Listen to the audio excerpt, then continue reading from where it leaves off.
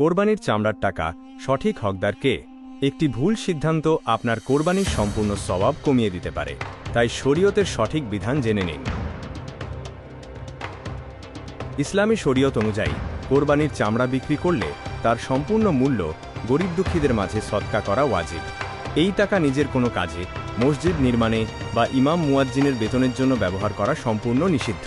দান করার ক্ষেত্রে সর্বপ্রথম অগ্রাধিকার পাবেন আপনার নিজের পরিবারের বা বংশের দরিদ্র আত্মীয় স্বজন। এরপর মাদ্রাসার লিল্লাহ বোর্ডিংয়ে দান করা অত্যন্ত সওয়াবের কাজ। এছাড়া আশেপাশের দরিদ্র প্রতিবেশী, ঋণগ্রস্ত ব্যক্তি বা অভাবী মানুষদের খুঁজে বের করে এই টাকা প্রদান করা উত্তম। আপনার সঠিক অনুদান সমাজে অভাবীর মুখে হাসি ফোটাতে পারে। এটি ইয়াতিমের শিক্ষার জন্য সহায়ক এবং অসহায় বৃদ্ধের স্বস্তি দিতে পারে। সারসংক্ষেপে, চামড়া বিক্রির টাকা পুরোটাই দান করে দেওয়া ওয়াজিব, নিজের কাছে রাখা যাবে না। মসজিদ মাদ্রাসার নির্মাণ বা বেতনে এই টাকা দেওয়া অবৈধ। গরিব আত্মীয় স্বজন এবং মাদ্রাসার লিল্লাহ বোর্ডিং হল এই টাকাদানের সর্বোত্তম খাত।